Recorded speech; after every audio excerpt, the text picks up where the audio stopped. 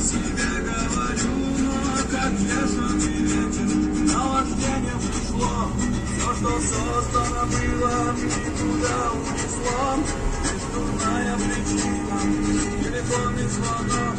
Я его проклинаю, ненавижу его, твоих чувств недовольство, интонации злых. Моя грубость проснулась, вот проклятый разрыв.